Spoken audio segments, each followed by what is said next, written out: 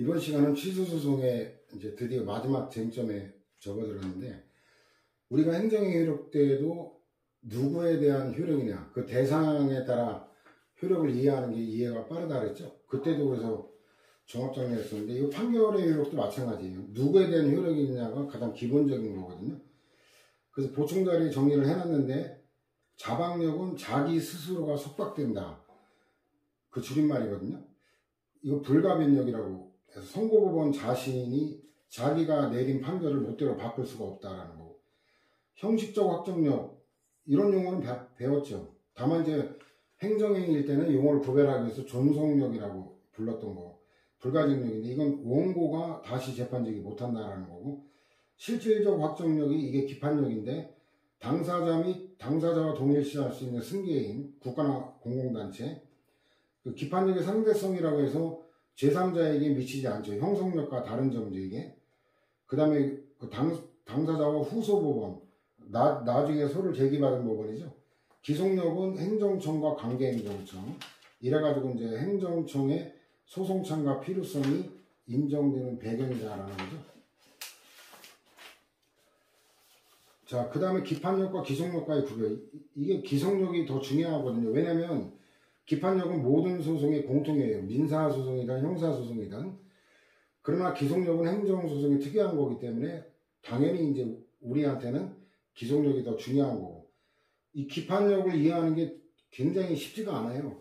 근데 이제 우리는 그 민사소송법 학이 아니라 행정법이기 때문에 그 기판력에 관한 몇 가지 용어나 이거 암기하면 뭐 그냥 시험 대비로 간단하거든요. 기판력은 임의 기자예요. 임의 확정 판결이 난 거에 모순 저촉되는 소송을 원고가 제기할 수도 없고, 그죠? 원고, 당사자와 그 후소법원을 구속하는 거라 그랬잖아요. 그러니까 재판이 대법원까지 가서 최종적으로 기각 판결로 확정이 됐어요. 그런데 나는 이런 기분으로 남은 여생을 살아갈 자신이 없다. 분해서 못 찾겠다. 나의 소송은 종결되지 않고 쭉 계속돼야 된다. 이래가지고 이미 결론 난 거를 갖고 또 제기하면 피고는 계속 평생 동안 재판에 휘말리게 되죠. 이걸 못하게 하는 게 기판력이고, 법원도 어때요? 법원도 그 이미 확정 판결이 났는데 후소법원이 이미 판결 난 취지와 무관하게 모순되는 판결을 해서도 안 된다. 이제 요게 그거고, 기속력은 이제 예를 들어 영업정지 처분이 위법하다고 해서 취소 판결 났는데 행정청이 이걸 무시해버리면 어때요? 영업정지 처분이 위법이라고 하는데 똑같은 이유로 다시 영업정지 똑같은 걸 반복해버리면 어떻게 돼요? 재판에 이긴 의미가 없어지잖아요. 승소 판결 나고 그게 확정됐는데 행정청이 계속 농간질을 해나면 재판하는 의미가 없죠. 그걸 못하게 막는 게 기속력이거든요. 자, 일단 기판력 보면 판결이 확정되면 이게 기판이에요. 기판.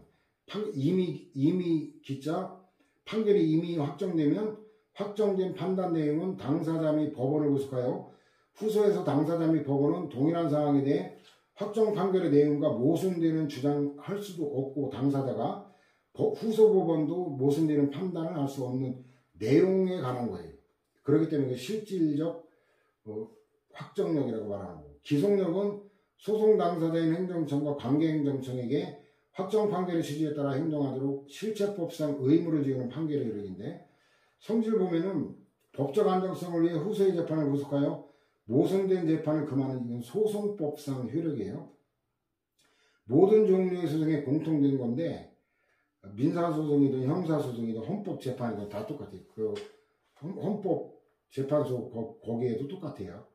근데 기속력은 실체법적 효력이에요. 소송법상 효력이 아니라. 그 다음에 이거는 행정소송의 특이한 효력이라는 거예요. 대상 처분이 동일한 처분을 대상으로 계속 반복해서 소송 제기하는 걸 못하게 막겠다는 거고, 그 다음에 기속력은 판결 확정 후에 새로운 처분으로 농간질하는 걸 막겠다는 거예요. 영업정지 처분 위법이라고 취소됐는데 똑같은 사유로 사정 변경도 없는데 똑같은 사유로 새로운 영업정지 처분을 해서 농간질하는 걸 못하게 막겠다. 대상 판결은 모든 종류의 판결에 다 미치는 게 기판력인데, 기속력은 취소 판결, 인용 판결에만 미쳐요. 형성력도 마찬가지고. 주관적 범위는 좀 전에 봤죠. 당사자와 동일시할 수 있는 자, 후속 법원, 상대성이라 그러죠. 그 다음에 원래 주인인 처분청에 속하는 국가나 공공단체에도 미치죠. 그 소송 수행의 편의상 그 행정청을 피고로 하는 거지, 실제 주인은 국가나 공공단체잖아요. 그 다음 기속력은 당사자인 행정청과 그 밖의 관계행정청이고, 객관적 범위가 이제 우리가 소송물에 관해서 봤죠. 위법성 일반이죠, 기판력은. 그 다음에 판결 주문 중에 표시된 소송물에 관한 판단에 대해서만 발생하고 주문에만 미친다는 거예요. 그에 이르기까지의 전제적 문제에 관한 판단에는 미치지 않는 게 원칙이고, 따라서 원칙적으로 판결 이유 중에 판단된 사실 인정, 성결적 법률 관계, 항변, 법규 해석 등에 대해서는 기판력이 미치지 않는다라는 건데, 이거 출제가 좀 자주 되는 건데, 뭐 주문이 뭔지 이해가 안 되더라도 그냥 주문에만 미치고 이유에는 안 미친다. 이 정도 그냥 외워두면 아무 문제가 없어요. 근데 기속력은 위법성 일반이 아니라 개개 위법 원인이에요. 이것도 좀 이따 부연 설명할 건데, 그 개개 위법 원인, 요 다른 사유로, 동일한 사유가 아니라 다른 사유로 동일한 처분을 반복하는 거는 기속력 위반이 아니거든요. 그게 그 개개 위법 원인에만 미치기 때문에 다른 위법 원인을 갖고 그 하는 거는 상관없어요. 다른 원인으로 하는 거는. 그 다음에 판결 주문만이 아니라 이유까지 포함되긴 하는데, 근데 판결의 결론과 직접 관계없는 방론은 격방자예요.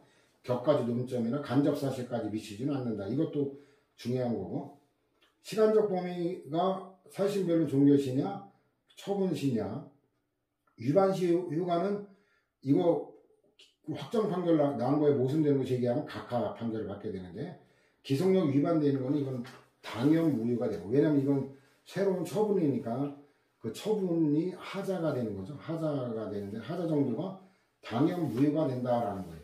자, 일단 이렇게 개략적으로 보고 다시 돌아오면은 그 일단 규정이 있는 게, 행정소송법은 형성력의 제3자유에 관한 거, 기속력 이게 있고, 자방력은 그 선고법원 자신도 멋대로 이걸 취소 변경할 수 없다는 거. 형적 확정력은 당사자의 효력이죠. 이 불가증력, 이 용어는 익숙하죠, 그죠? 이거는 그 판결에 불복이 있을 때 상소를 통해 효력을 다툴 수 있는데, 상소기간 14일, 이것도 알아둘 필요는 있어요. 상소 취하, 상소권 포기, 기타 사유로 상소할 수 없는 경우, 이렇게 되면 확정이 되는 거죠. 자, 그래서 확정력의 의미는 내용과 관계에 있는 게 아닙니다. 기판력은 내용 자체와 모순되는 이런 내용에 관한 건데, 이거는 형식적 확정력이라 그러죠.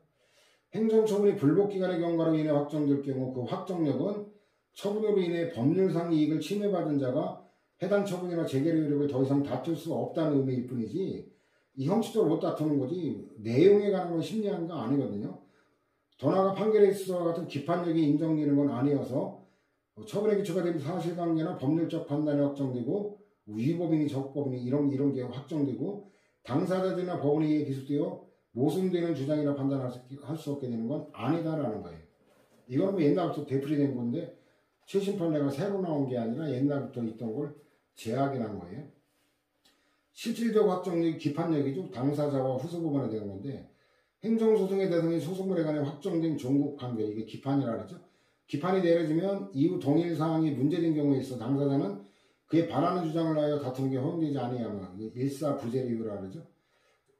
한 사건을 부재리, 재는 재차, 두 번째 심리할 수 없다라는 얘기죠. 법원도 그와 모순 저촉되는 판단에서는 아니라 모순 금지유, 두 가지로 구성되어 있죠. 기판력은 소송 절차 반복과 모순된 재판의 방지라는 법적 안정성의 요청에 따라 인정되는 효력이고, 당사자의 일방이 이미 판결이 난 사항에 관해 다시 소를 제기한 경우 상대방은 기판력에 의한 항변에 의해 각하를 청구할 수 있고, 법원도 기판력에 따라 당해서를 각하해야 되는 거고, 기판력은 형식적 확정력에 발생하는 전제를 하죠. 왜냐하면 개념 자체가 기판은 확정돼서 더 이상 못 다툰다는 게 불가증력이잖아요. 불가증력이 발생하지 않아서 항소상고가 가능하면 그거는 신급제 원리상 당연히 판결 뒤집을 수가 있는 거죠. 그죠? 그래서 불가증력에 발생은 전제로 한다라는 것도 의미할 대목이고, 이거는 이제 행정소송법의 규정이 없기 때문에 행정소송법 8조에 따라 민사소송법 준용됨으로써 인정되는 거고. 자, 기판력의 의미에 관한 판례인데, 그 판례는 근데 기성력과 기판력 잘 구별을 안 해요.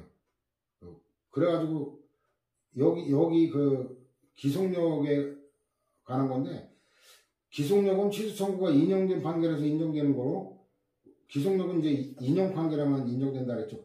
당사자인 행정청과 그 밖의 관계 행정청에게 확정 판결의 취지에 따라 행동하여야 할 의무를 지는 자격인데, 그 8조에서 준용되는 기판력이란, 여기는 이제 양자를 갖다 구별했죠. 근데 뒤에 가면 그 구별 안 하는 판례가 더 많아요. 기판력이란 기판력 있는 전소 판결의 소송물과 동일한 후소를 허용하지 않은가 동시에 후소의 소송물이 전소의 소송물과 동일하지는 않더라도 전소의 소송물에 관한 판단이 후소의 선결 문제가 되거나 모순관계에 있을 때에는 후소에서 전소 판결의 판단과 다른 주장을 하는 걸 허용하지 않는 작용을 한다. 뭐 특별할 거 없어요. 모순되는 판단 못한다라는 거고. 기판력 있는 재판은 확정된 종국 판결이라 그랬죠. 확정이 돼야 되기 때문에 불가증력을 전제로 한다 그랬죠. 종국 판결이라도 확정이 아니라 미확정 판결, 무효인 판결에 미치지 않고, 인용 판결은 이제 기성력과 형성력은 인용 판결에만 미치는데 기판력은 모든 판결에 다 미친다는 거고, 그 다음에 각각 판결은 그 소송 요건이 충족이 안 됐다는 거에만 그 기판력이 미치지, 소송물에 관한 판단, 소송무 위법이냐 적법이냐에 관한 판단은 미치지 않는다는 거고, 그래서 소각화 판결로 인해 처분이 적법한 거로 확정되는 거 아니기 때문에 동일한 처분에 대해 다시 소송 요건을 갖춘 소가 제기되면 법원은 이를 심리 판결해야 한다. 근데 이거는 이론적인 거예요. 왜냐면 대부분 1심 판결 나는데 빨라야 6개월 이상 걸려요. 그러면 결국은 어때요? 결국은 그 제소기간이 90일밖에 안 되잖아요. 3달. 이건 이론적인 거지. 현실적으로는 1심 판결 기다렸다가 각하당했을 때 다시 흥결된 요건을 보완해가지고 다시 소송 제기한다는 거는 현실적으로는 사실 불가능하다고 봐야죠. 자, 결정 명령인데 이것도 기판력이 생겨요. 소송 비용에 관한 거는 이건 판결이 아니라 결정 형식이에요. 집행정지도 우리가 봤지만 집행정지 판결이랑 틀려요. 결정 형식이에요. 그래서 배상금 지급도 결정인데, 이 판결이냐 결정 형식이냐, 나머지가 다 판결이니까 이 결정 형식을 하는 거 몇 가지는 외워두는 게 좋습니다. 그 주관적 범위인데 뭐 종합 정리는 했었죠. 소송 당사자 및 당사자 동일시할 수 있는 승계인에게만 미치고 제3자에게 미치지 않는 기판력의 상대성이라고 그랬죠. 제3자에 미치지 않아요. 다만 이제 기판력과 구별되는 참가적 효력이 미친다는 거고. 그러나 이제 행정소송의 경우는 보조참가인에게 미치는데, 왜냐면 이것도 앞에서 봤잖아요. 공동소송적 보조참가잖아요. 그 제3자의 소송참가는. 그래서 이 앞에까지는 기판력의 일반론을 얘기하는 거고, 우리는 특별 규정이 있는 제3자의 소송참가, 이때는 공동소송적 보조참가이기 때문에 기판력이 미치죠. 요거 앞에는 일반론이에요. 민사소송법에 따를 때 일반론이고, 우리는 결론적으로는 제3자인 소송참가인에게까지 미치는 거예요. 자, 그 다음에 적국 당사자 원고가 되어 주장하는 경우는 물론 소국 당사자 피고로 항변할 때도 저촉되는 주장할 수 없다. 이 뒤에 부분, 의미할 부분이고. 그 다음에 원래 주인은 국가나 공공단체인데 편의상 그 행정청을 피고로 하는 거잖아요. 그러니까 판결의 기판력은 당연히 원래 주인인 국가나 공공단체에 미친다라는 거고, 판례도 마찬가지예요. 객관적 범위인데 판결 주문에만 미친다 그랬죠. 전제적 문제에 관한 판단에 미치지 않는다. 따라서 관련된 사실인적, 성결적, 법률관계, 항변, 법규 해석 등에 대해서는 미치지 않는다는 게 통상 판례고, 그 다음에 위법, 적법 여기만 미치는 거지 공격 방어방법에 지나지 않는 개개의 위법 사에는 미치지 않는다. 예를 들어 사업인정이 위법하다는 이유로 토지수용위원회 재결을 취소하는 판결이 확정되어도 그럼 토지수용위원회 재결에만 기판력이 미치는 거지, 사업인정의 위법 여부에 관해서 판단하지 않았잖아요. 주문에. 따라서 다른 소송에서 판단할 수 있다. 이건 기판력 위반이 아니다라는 거죠. 그 다음에 구체적으로 어떤 내용 위법 방법, 개개 위법 사유는 공격 방어 방법에 정하지 않는다는 거고, 확정 판결의 기판 여부는 소송물로 주장된 법률관계 존부에 관한 판단의 결론 자체에만 미치는 거지 전제가 되는 거에 미치지 않는다. 뭐 계속 똑같은 내용이죠. 그 다음에 부가처분 취소소송에서 이미 행사했던 공격 방어 방법을 그에 대한 경정 청구 거부 처분 취소 소송에서 다시 행사하는 거, 이건 기판력에 반한다 그랬는데 이거는 저로서도 잘 이해가 안 가더라고요. 그 공격 방어 방법에 관한 이거는 기판력에 미치지 않는다는 게 원칙인데, 이거는 제가 다시 한번 확인을 해봐야겠네. 이 자체로는 종전 이름 갖고는 나오기가 어려운 건데, 그래서 이거는 한번 제가 한번 논문이나 뭐 있나 한번 검색을 해서 한번 다음 시간에 다시 뭔가 새로운 걸 발견하게 되면 알려주고, 뭐 특별한 신통치 않은 논거가 없다면 그냥 에워둘 수밖에 없는 건데, 이건 한번 확인해 볼게요. 다시. 그 다음에 이건 동일한 소송물에만 미치고 소송물이 다른 경우는 미치지 않는다는 거죠. 그 소송물에 관한 판단에 미치는 거니까. 주된 납세의무자가 제기한 전소와 2차 납세의무자가 제기한 우소가 각기 다른 처벌에 가는 거다. 그럼 뭐 소송물을 달리하면 당연히 안 미치는 거죠. 그 다음에 전소의 기판력이 있는 법률관계가 후소의 성결적 법률관계가 되는 경우, 이때는 미친다는 거고, 그 다음 취소 판결의 기판력과 무효확인 소송, 이것도 출제가 많이 되는 논점인데, 요거는 국가배상에서 다뤘던 건데,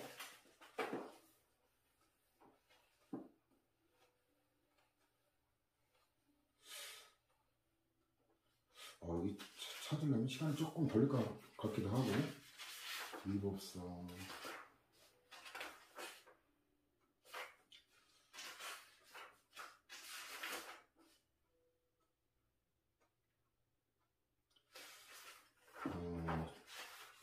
페이지를 한번 미리 찾아놓고 있네.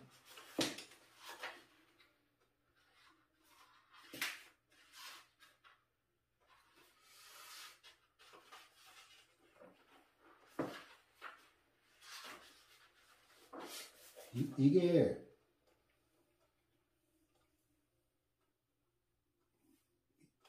이 개정을 하면서 저도 옛날하고 똑같이 졌는지 이거를 뭐 삭제하는 것도 있고 막 그래가지고 이 페이지가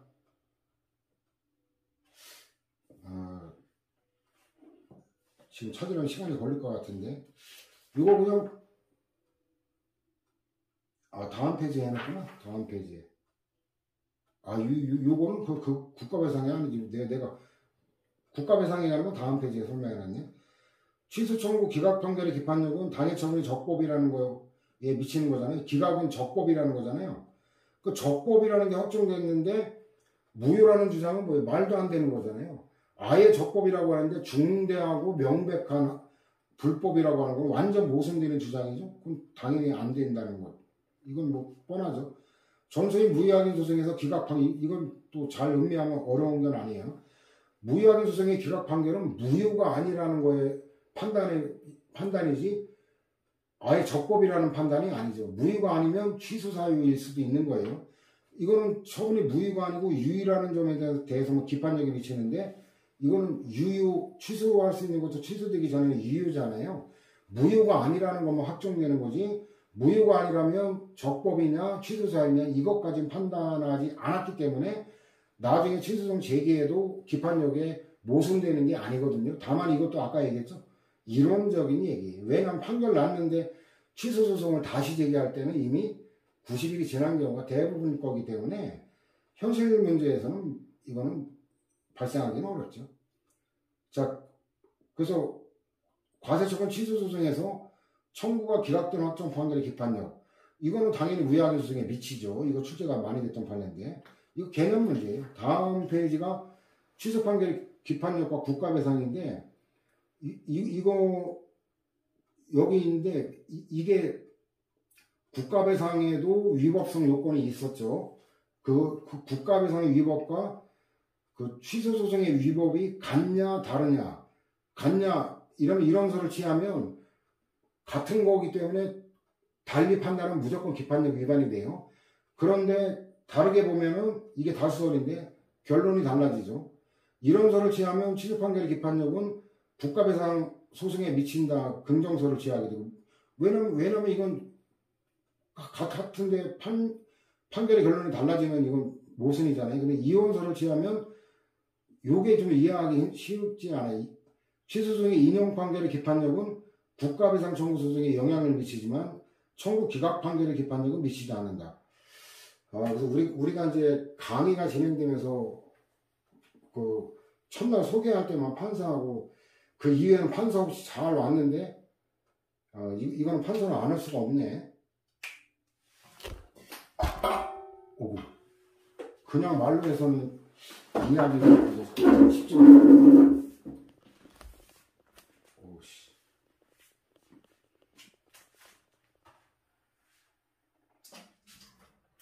이 줄을 갖다 줄여놨네.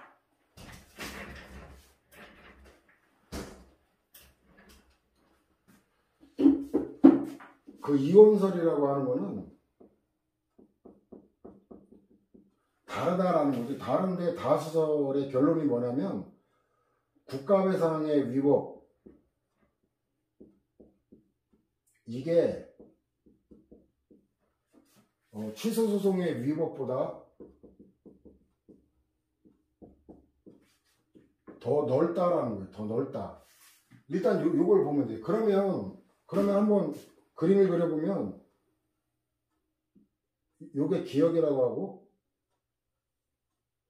요게 니은이라고 해보면 이 기억은 뭐냐면 요게 취소소송이고 이게 국가배상의 위법이에요. 더 원이 넓죠. 기억은 취소소송하고 국가배상 여기까지 다 포함이 되죠. 근데 니은은 어때요? 취소소송의 위법 사이에는 해당이 안 되지만 국가배상의 위법 사이가 되죠. 자, 일단 이런 상황에서 자, 취소소송에서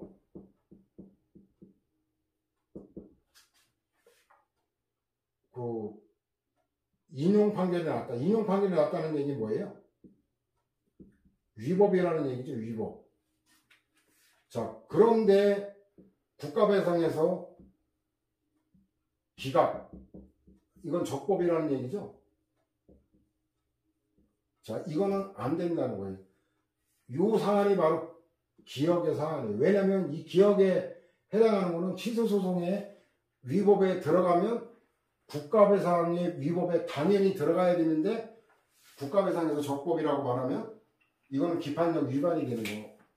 근데 취소소송에서 그 기각 판결이 났어. 기각 판결이 났다는 얘기는 뭐냐면 적법이라는 얘기죠. 적법인데 국가배상에서 기각. 이건 어때요? 이건 니은의 사안이죠. 니은은 취소소송에서는 위법 사유에 포함이 안 되죠.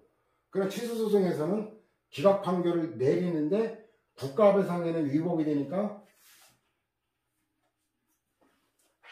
아니지. 이게 기각이 아니라 인용 위법이라는 거 이거는 모순되는 게 아니죠.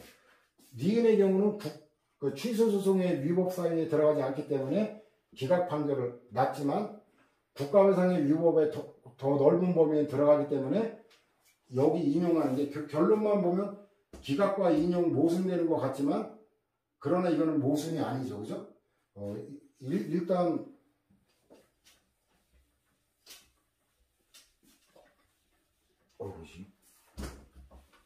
잘 지워지질 않네.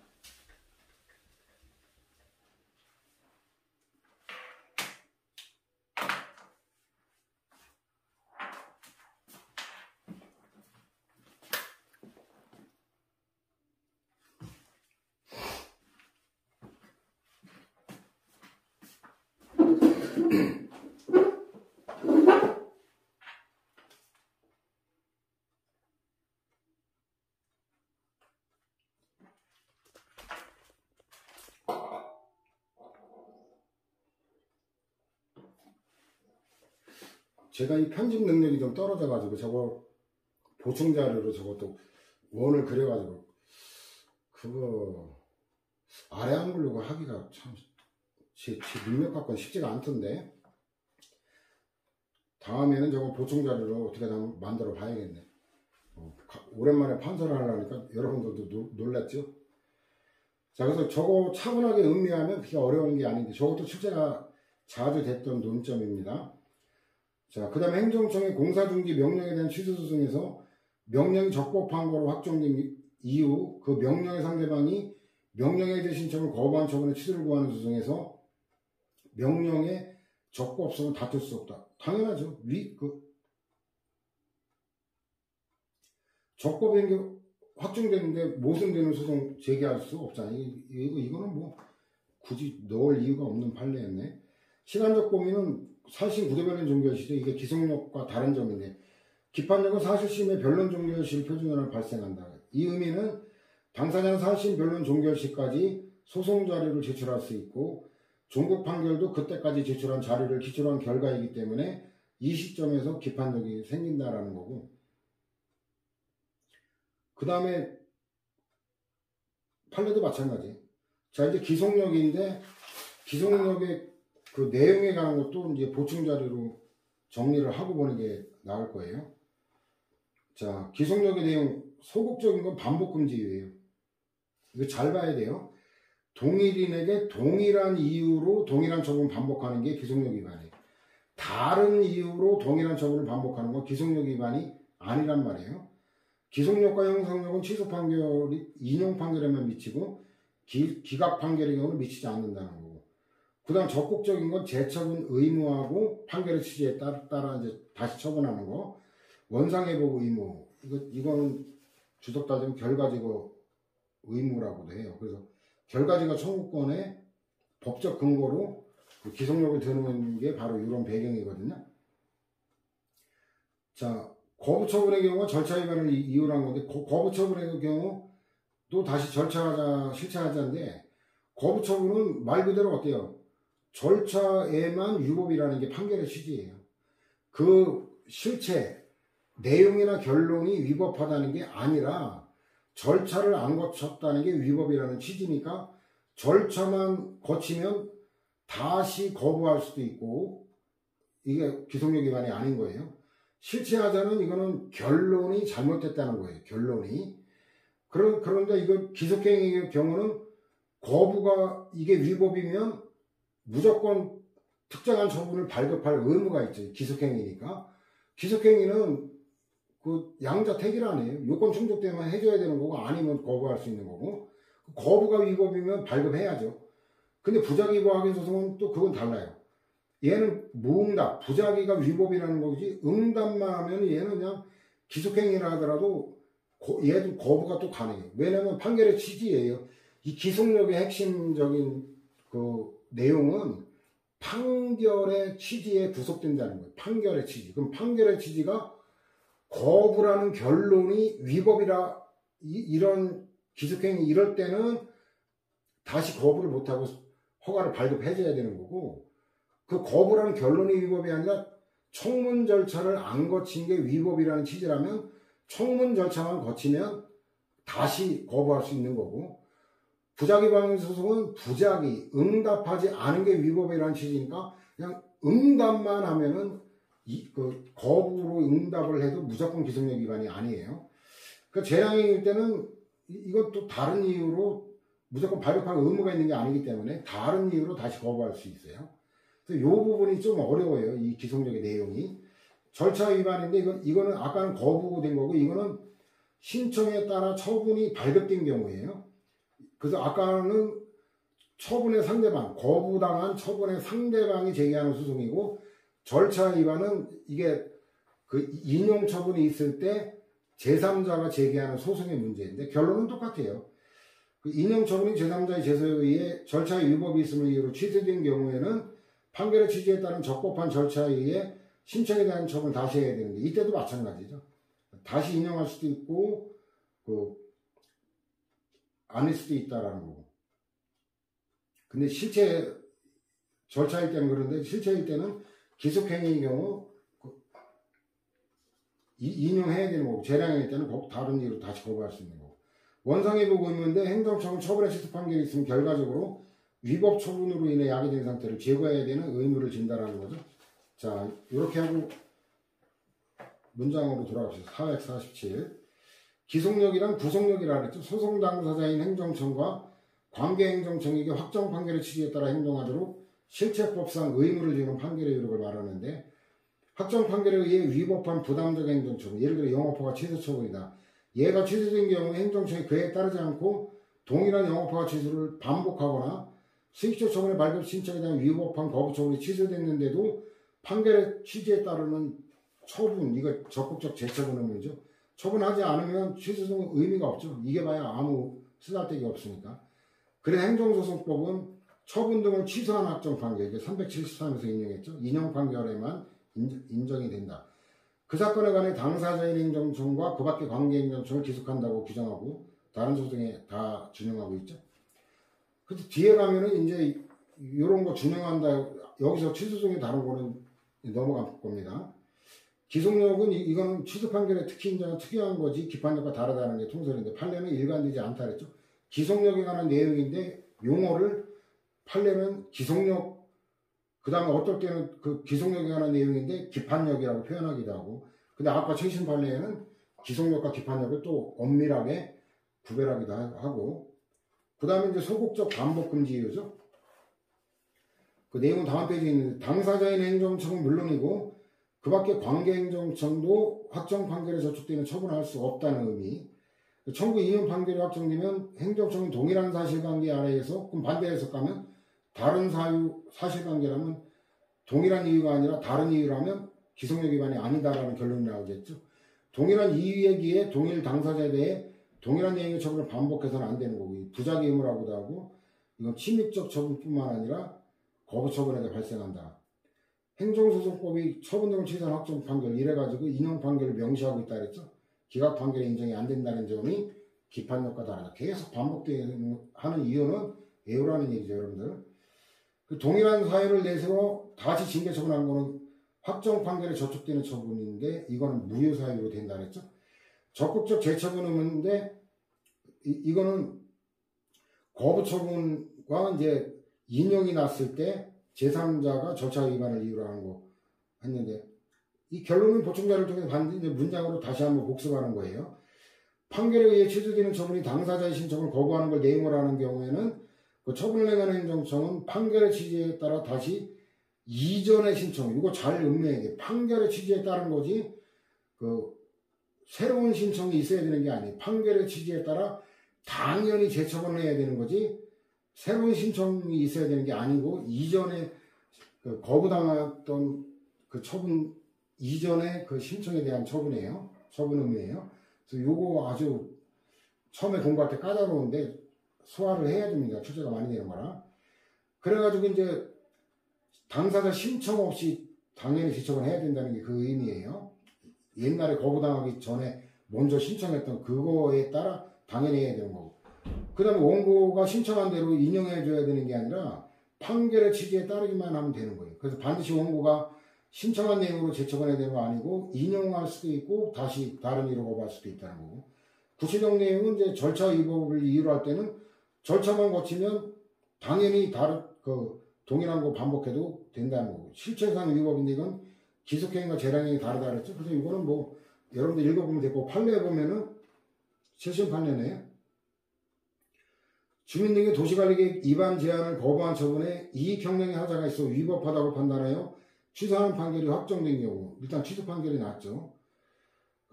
이익형량의 하자가 있어 위법이라는 건 이건 실체적인 하자잖아요. 행정청이 위반 제한을 그대로 수행하는 내용의 도시관리계획을 수립할 의무가 없고, 행정청이 다시 새로운 이익형량을 하여 도시관리계획을 수립한 경우 취소 판결의 계속력에 따른 재처분의 의무를 이행한 것이고, 행정청이 다시 적극적으로 수립한 도시관리계획의 내용이 계획자의 관계를 일탈하는 것인 여부는 이거는 별도로 심리 판단해야 된다. 이거는 다른 이유잖아요. 새로운 이익형량이 있기 때문에 동일한 사유가 아닌 거죠. 그래서 이런 건 해석할 수 있어야 됩니다. 자, 절차 위반에 관한 것도 보충자료 본거 그 부연 설명이고, 원상의 의무, 결과적 의무는 416에서 인용했죠. 그래서 판례 보면은 어떤 행정처분을 위법하다고 판단하여 취소하는 판결이 확정되면 취소 판결의 기속력에 따라, 여긴 또 최신 판례에서는 이제 기속력과 기판력 구별하는 게 주리적 입장이죠.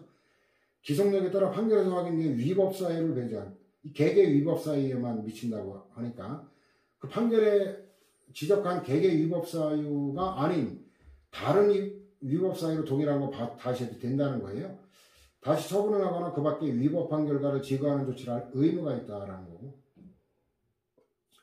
직업 능력 개발 훈련 과정 인정 제한 처분에 대한 쟁송 절차에서 해당 제한 처분이 위법한 거로 판단되어 취소되거나 당연무의로 확인된 경우, 그러면 인용 판결이니까 기속력이 발생하겠죠. 사업주가 해당 제한 처분 때문에 관계법령이 정한 기한 내에 하지 못했던 훈련 과정 인정 신청과 훈련 비용 지원 신청을 사후적으로 할 수 있는 기회, 즉 재처분을 해야 된다라는 거예요. 이걸 안 하면 구제가 안 되는 거니까. 그래서 이것도 뭐 최신 판례인데 해석이 가능한 거죠. 자, 그럼 이제 그 말로 했던 기속력에 반하지 않는 거, 위법 사유 보완이죠. 이거 2-370에서 인용했던 거죠.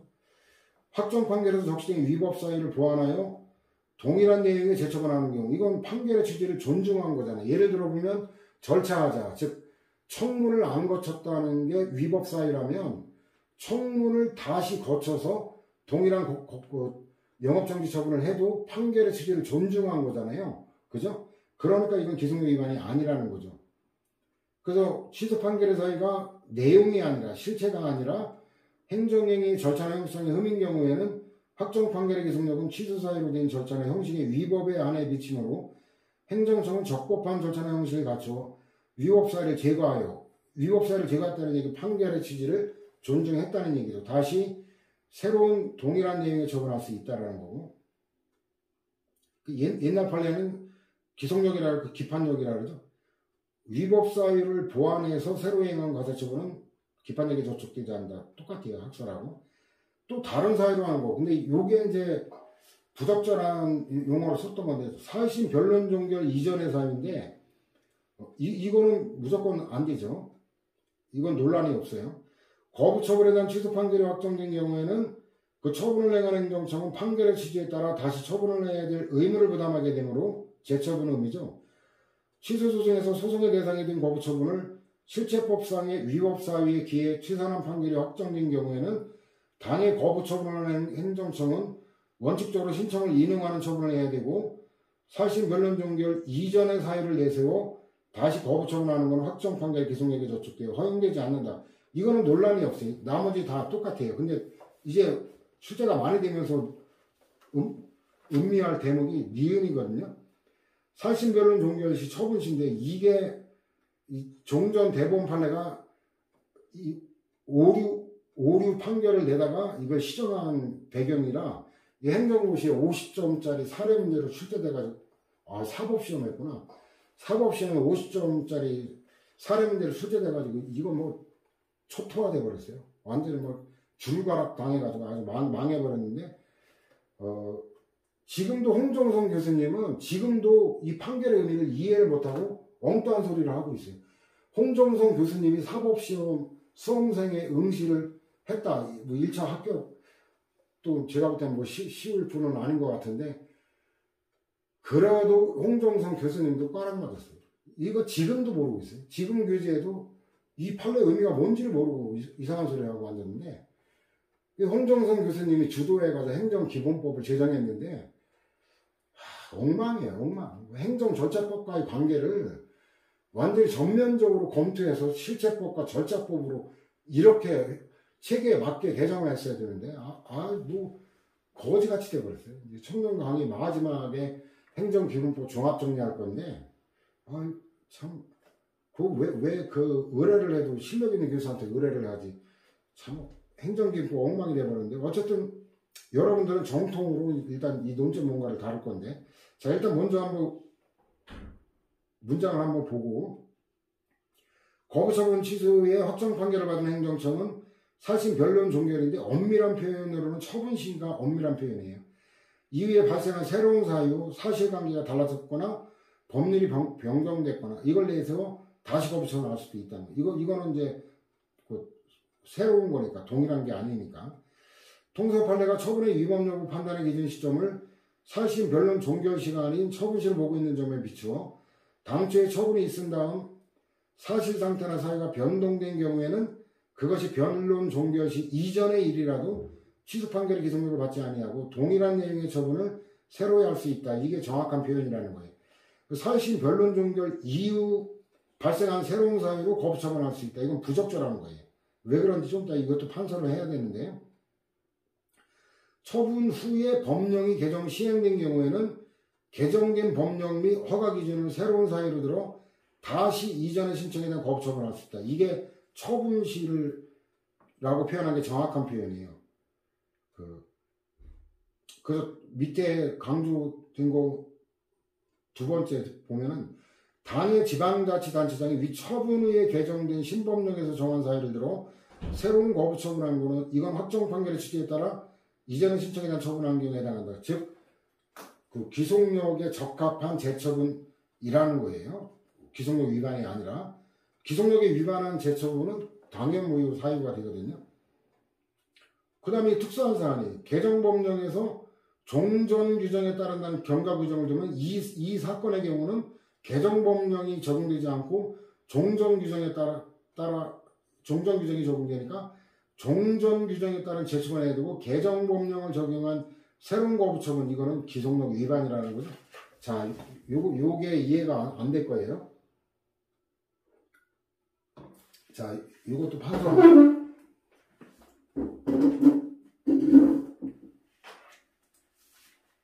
자, 일단 전제는 뭐냐면 위법 판단 기준시가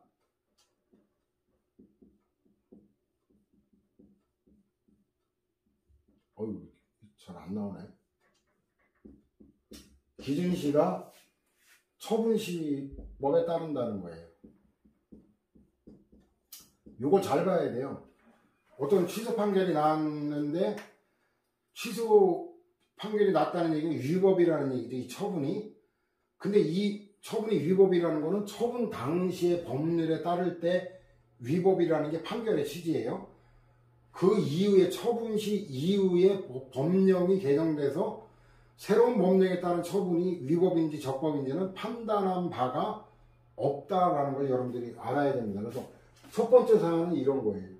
사례 1. 이건 뭐냐면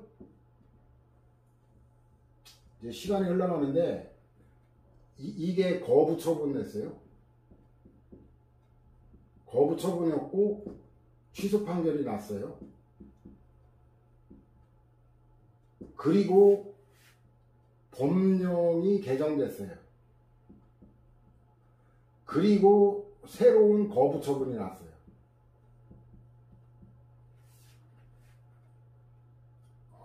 아니지.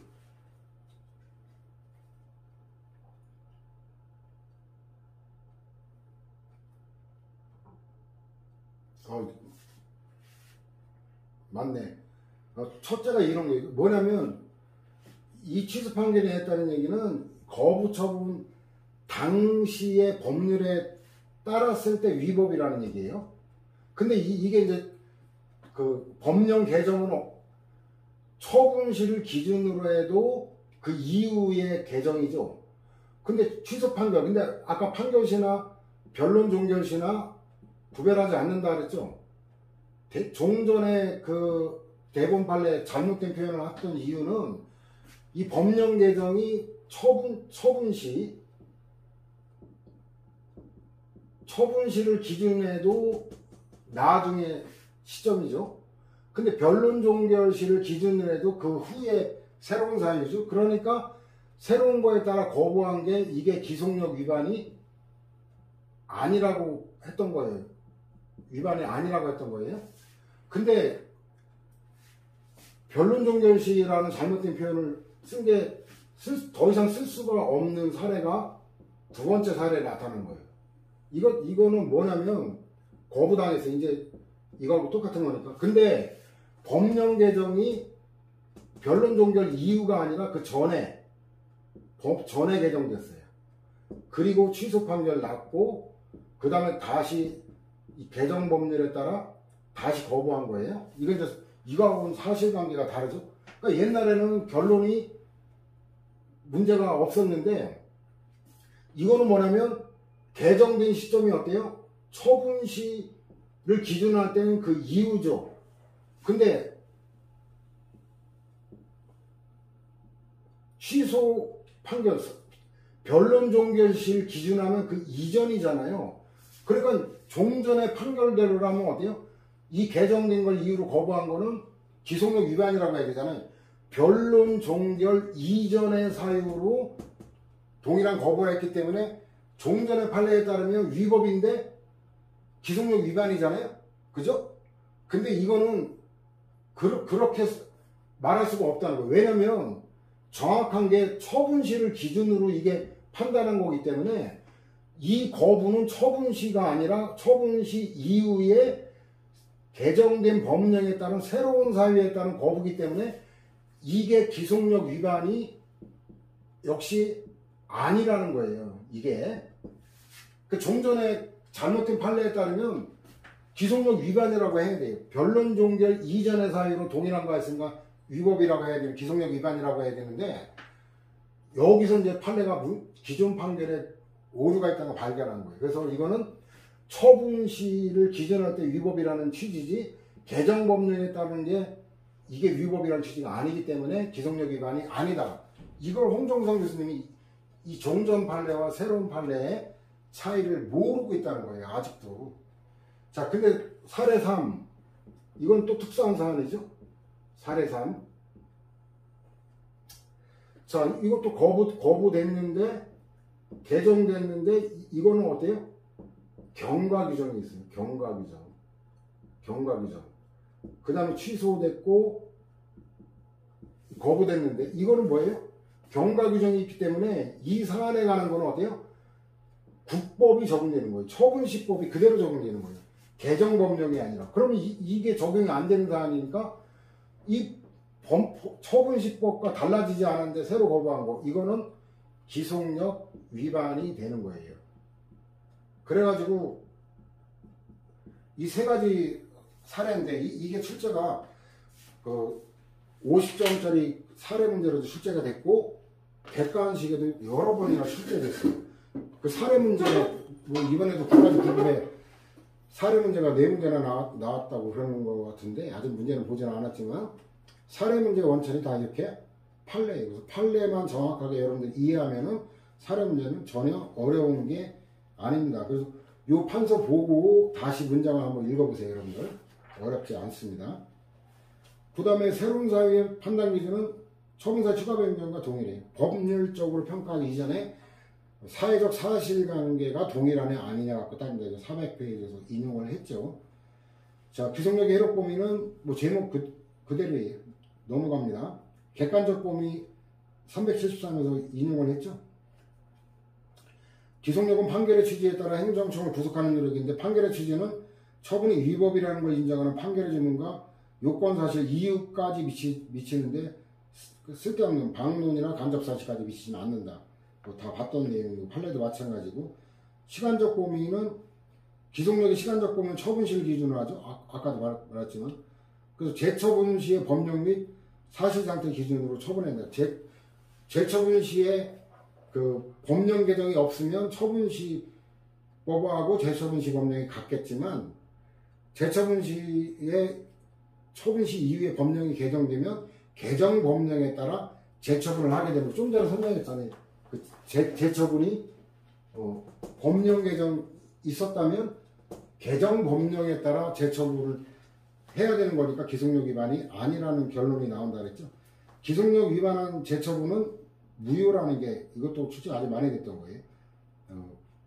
그럼 무효가 되면은 간접강제 필요한 요건을 갖춘 거로 봐야 된다라는 건데 그래서 간접강제 이거는 455 조금 이따 바로 볼 거니까 그 정도로 넘어갑시다. 자, 이렇게 해서 이제 그 판결에 지금 가장 어려운 기판력과 기속력이 끝났죠. 형성력 이해하는 좀 쉽습니다. 형성력이란 일방적으로 확정 판결의 취지에 따라 법률관계 발생 변경 소멸을 가져온 효력인데 처분청의 별도 행위를 기다릴 거 없지. 일방적으로 형성되는 거니까.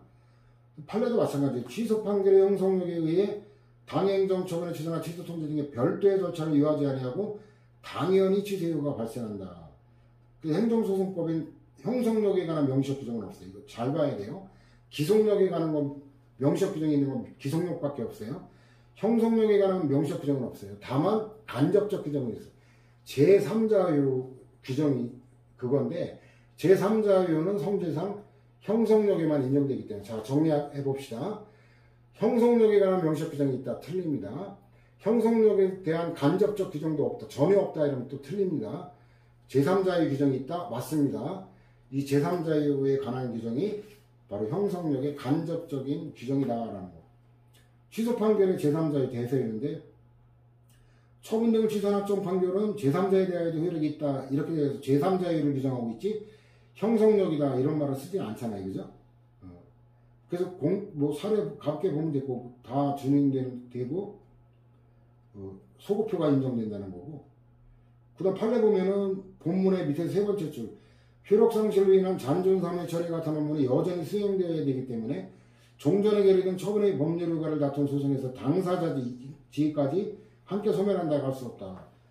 이게 이제 실체적으로는 소멸이 되지만 이거는 소송 당사자의 절차법이잖아요. 소송이 절차법적 당사자 지위까지 소멸되는 건 아니다라는 건데 그 제목을 보면은 주택재개발사업조합의 조합설립인가 처분이 법원의 재판에 의해 취소된 경우 주택재개발사업조합이 조합설립인가 처분 취소 전에 도시정비법상 적법한 행정지시 또는 사업시행자로서 한 결의 등 처분 얘는 그 소급하여 효력을 상실해요.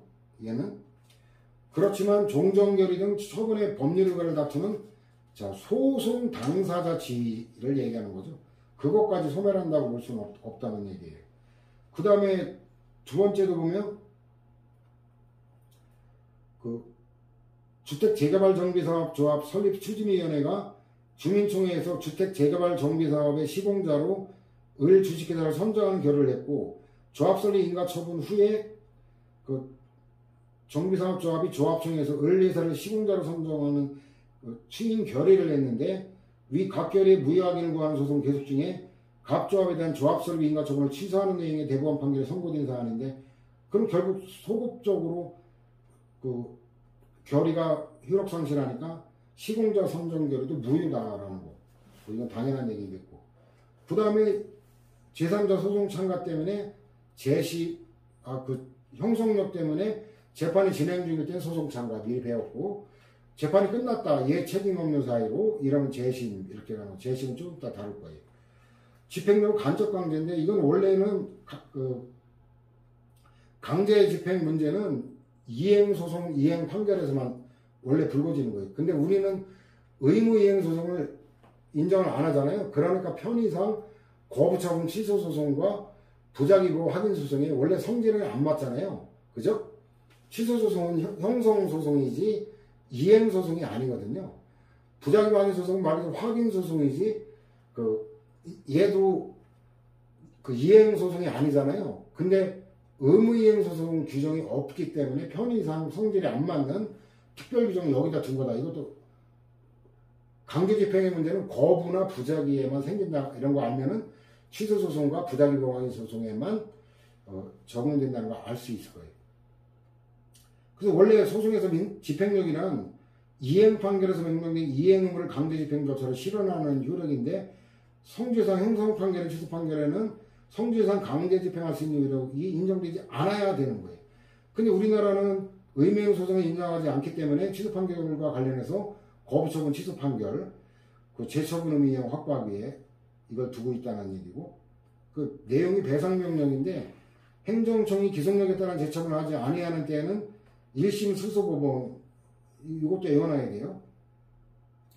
그 당사자 신청에 의한 결정은 이것도 신청이 있어야 돼요. 직권으로 안 되고 상당한 기간을 정할 수도 있고 아니면 즉시 손해배상할 수도 있고 이거 출제가 아주 많이 돼요.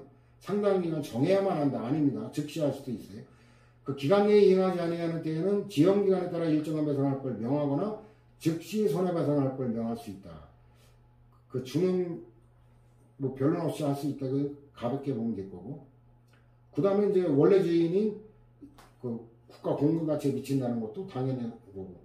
그 예를 들어 보면 실제 사례가 엄청나죠. 여기만 보면 착각하기 딱 좋은데 그 고등법원의 결정이었는데 그 행정청이 거부처분 취소 판결의 취지대로 처분을 내리지 않는 거에 대해 뭐라고 했냐면 허가 처분이 내려질 때까지 간접강제배상금을 매일 500만 원씩 지급하라고. 그럼 열흘이면 5천만 원, 한 달이면 1억 5천. 엄청날 것 같죠? 안 내도 됩니다. 저는 이거 이해하기가 힘든데 어쨌든 좀 이따 대법원 판결하면 안 내도 된다라는 결론으로 나와요. 진짜 웃기는데 그 거부처분 취소 판결은 강제강제가 허용된다. 다음 페이지 가면 그 거부처분일 때 되는 거예요. 근데 두 번째 판례는 재처분하지 않거나 재처분이 무효일 때 이 충족된다는 거. 아까 기속력에 잠깐 얘기했었죠. 여기로 연결되는 거고. 그 다음에 자 제가 얘기했죠. 안 내도 된다라는 게. 간접강제 결정에서 정한 음행기한이 경과한 후에라도 확정 판결의 취지에 따른 재처분의 이행이 있으면 처분 상대방이 더 이상 배상금을 추심하는 것은 허용되지 않는다라는 거예요. 왜냐면 이거는 의무 이행을 담보하기 위한 거기 때문에 나중에라도 어떻게 재처분을 하면 안 물어도 된다는 얘기예요. 그럼 뭐 1억 5천, 뭐 3억, 뭐 눈덩이처럼 해서 뭐 100억까지 늘어났다?